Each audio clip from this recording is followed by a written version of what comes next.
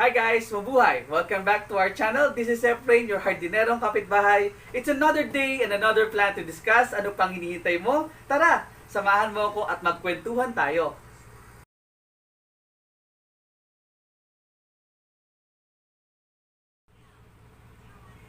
Hi guys! Mabuhay! Welcome back to Planting with Ef and Grace. This is Efrain, your hardinerong kapitbahay. Magandang araw mga kapuso, kapatid, kapamilya at mga kapitbahay. Since ancient times, many civilizations relate luck, wealth, happiness, and health to inanimate objects around them. Keeping up some plants in their house are believed to bring positive energy in it. One of those plants is called Crasulla ovata. Okay? This is also known as the jade plants, money tree, lucky plant, or friendship tree. So this plant is an origin of South Africa and Mozambique. Okay? So yun yung kanyang pinanggalingan actually. Okay.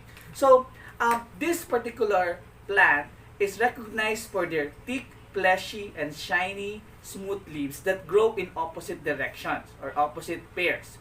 Leaves range in color from dark jade green in the shade to red on the edges when exposed to direct or full sunlight. As you can see, their branches are thickened when they age. Okay, so habang tumatanda sila, doon ngayon nagproproduce siya ng medyo mataba na mga stems or branches. So, itong hawak ko ngayon, they are just a small propagations nung ating dalawang klase ng Crasulla ovata.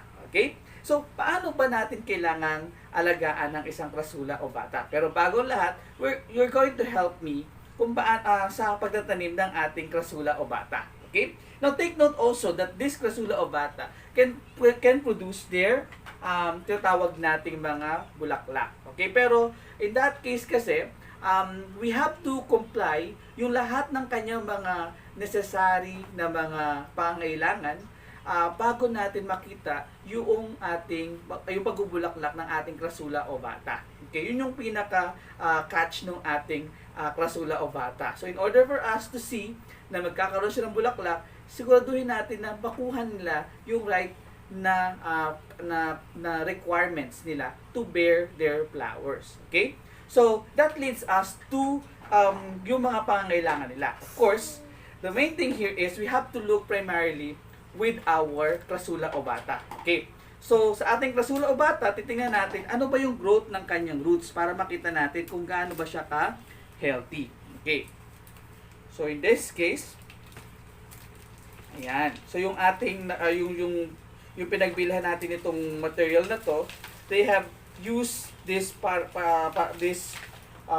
kind of soil mix or soil na parang may pagka-clay loam soil type na kulay red yung kanyang pinaka material. Now, remember also that when you are choosing a young plant o yung pwede nating itanim, we have to look primarily dun sa kanyang number nung kanyang pinakapuno.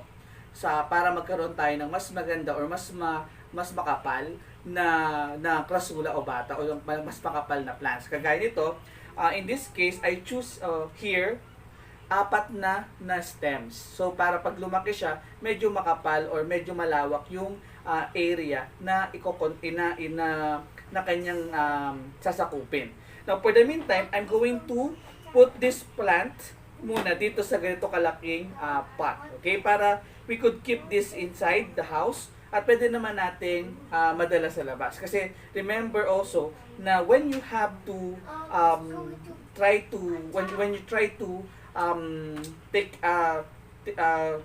alagaan yung ating Crasulla, we have to look into yung kanyang pinaka-pots. Kasi paglaki ng pots, syempre pag dami ng water na pwedeng kunin nung pinaka-space ng ating Crasulla. So, yun ang ayaw nating mangyari. Now, in terms of the light, syempre, our target here is to get an indoor lighting condition. Ano ba yung indoor lighting condition na kailangan ng ating Crasulla?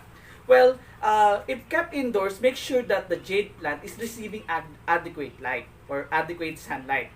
So, jade plant can be kept indoors is actually resulting in this particular coloration, yung medyo may pagka-dark, deep gray or deep emerald dark green color na leaves. So, yun yung mga klase ng halaman o klase ng Crasulla na yun yung kaya actually pinaka response doon sa ating indoor lighting conditions. Well, on the other side naman, kung ano mayroon tayong makikita ito naman yung kanyang response kung naman siya ay nasa labas. So, we could choose between the two kung ano ba yung ating gustong gawin sa ating Crasulla. Pero, either or, they become a great type of plant dito sa ating halaman o sa ating pwedeng paglagyan. So, whether it is indoor or outdoor, maganda pa rin naman silang i-keep as our plant. Okay? Now, in that case also, may mga danger tayong kailangan tingnan if ever we're going to put this one inside our house. For example, if the light condition is not enough para sa ating Crasulla ovata to grow, the tendency of this plant is to produce now yung irregular na paghaba ng kanyang mga dahon. It is called etiolations, okay? This process is yung pagiging long or leggy ng ating stems na kung saan ay hinahabol nila yung source ng pinaka-sunlight. Ibig sabihin lang nun, pag ganun ang nangyari sa ating Crasulla, ibig sabihin lang nun na they are not able to receive enough light para doon sa kanilang conditions. Now, what are the best things na pwede natin gawin kung ganun ang kanyang reaction or nagmumove siya towards the light? The best thing is, of course, pwede natin siyang ilabas or ilagay natin sa medyo doon sa area na may bright condition or bright light condition sa ating loob ng bahay natin. Most probably sa loob na o sa malapit sa window. Or pwede naman natin siyang iikot or i-turn natin para magkaroon naman siya ng uniform na light or uniform na absorption ng light. So habang nasa loob ng ating bahay, so pwede nating iikot-ikot. Usually kasi nangyayari 'yon pag ang ating halaman ay doon lamang siya talaga sa loob ng or sa corner ng ating bahay kung saan kulang na kulang yung kanyang sunlight na makukuha. Okay. So, that is in terms of the sunlight indoor. Pero sa outdoor naman, like this one, like itong ating next plant, you will be able to identify na meron siyang konting reddish doon sa kanyang pinaka-tip or sa pinaka-dulo or sa leaf margin ng ating Crasulla. Pero ito napakaganda dito kasi nga yun yung kanyang reaction doon sa light conditions. Now, most of those Crasulla ovata na gano'n ang kanyang pinapagawa or ganito nangyayari sa kanya is nilalagay nila sa kanilang garden. Okay? Which is actually a very nice thing also. Okay? So, of course, we have to look into the health of this particular plant. Okay? So, to identify, again, ang ginamit naman ulit dito is at the same thing also, they are able to use now a potting mix, which is a clay loam soil. Now, mapapansin natin na this one is quite different from the other one. I think this is much more stable dun sa isa. Kasi, as you can see, yung kanyang roots kasi ay kumalat na dun sa pinakalupa. Okay? This is actually root bound already. Okay? So, kita natin. And another thing about this plant is, makikita natin na napaka-healthy pa rin niya even though na nakakip siya sa loob ng bahay for siguro mga 2 days ago, 2 days na. Okay? Pero, as you can see, medyo stable na rin siya.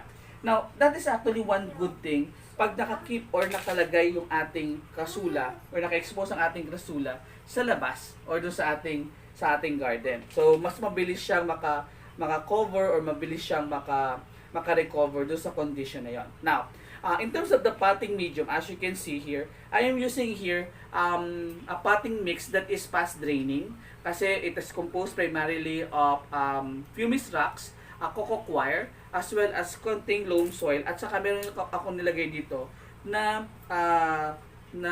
rice hull. Okay, that will increase primarily the amount of moisture, pero hindi naman siya nagre-retain ng water. Instead, it is a fast draining type but still maintains the amount of moisture doon sa ating plant. Okay? So, that is actually a nice thing for me to see kung talagang adapted na siya doon sa ating condition na yon. Well, the soil stays constantly wet. That is now the problem. Kasi, ang ating plant kasi could have yung tatawag nating yung root rot, which is actually ayaw natin mangyari sa ating plants. well, if we are able to experience that root rotting, well, definitely the only thing that we have to do is we have to repot yung ating plant. At siyempre, tanggalin natin palitan natin yung pinaka-soil natin nung mga soil na pwedeng pwedeng yung past draining nga, okay? Now, if in case na yung ating soil ay hindi natin na matanggal, syempre, nanghihinayang tayo. So, the only thing that we have to do is we have to change yung ating process ng pag-water sa kanya. So, instead of siguro watering it every day, we could have scheduled our watering siguro mga once a week na lamang. Since na yung ating ating soil ay nag-hold ng maraming water during that time na tayo ay nagdidilig sa kanya. Okay? So, that's actually nice to see din na yung ating Crasulla, even though na siya ay natawag nating klase ng succulent plant, yun nga, hindi siya masyado or hindi niya kailangan ng masyadong amount ng water kasi nga nalulunod din yung ating Crasulla. Okay? So, it will also encourage yung tinatawag nating fungus at saka yung mga iba't ibang klase ng diseases. Okay? So, yun ang kailangan nating iwasan with this one. Now, of course, we have to look primarily now the amount of soil. Okay? We have to look primarily with the soil. Siyempre, pag yan ay mabilis na matuyo, yung ipinakaibabaw, at tapos napansin natin na yung ilalim ay basa pa rin, at saka tayo magdidilig uli. So, that is now the problem. Ang ibang ginagawa nila is they are able to put now yung mga sticks. So, yung mga barbecue sticks, tinutusok nila. Tapos, pag during the time before they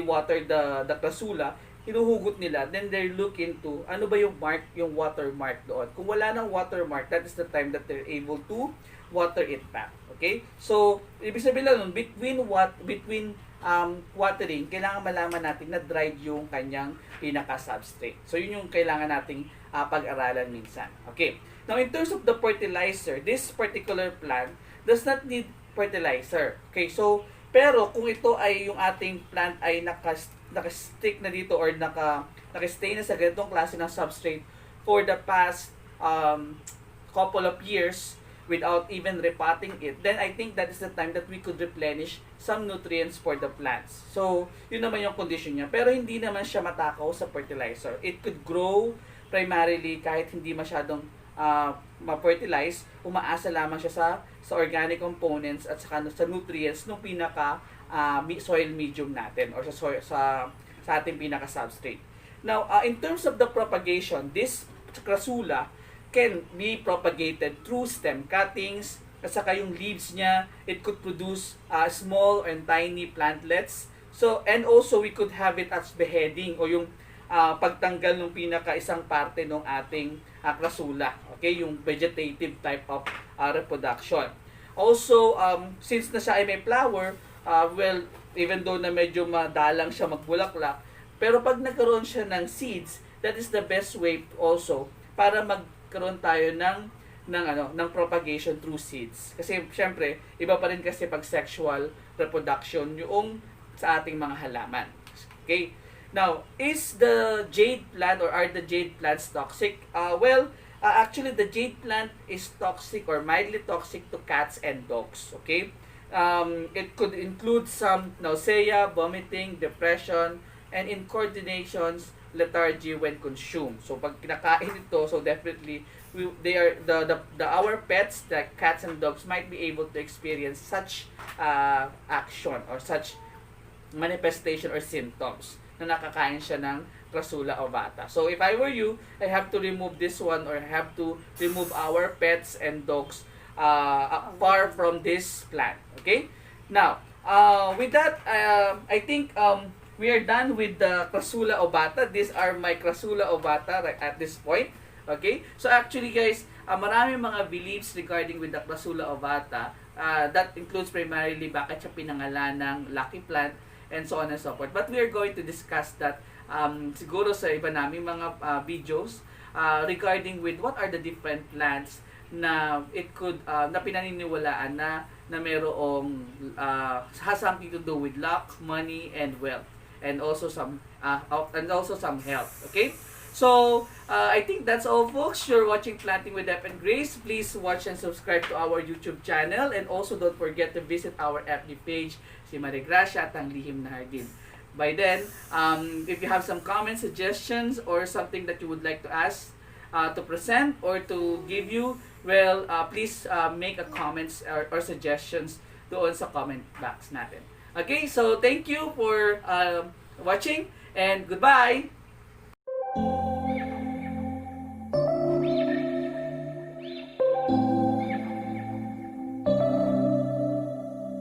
September we met, I could tell by your smile.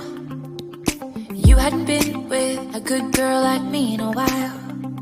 Yeah, you were impressed, couldn't leave me alone.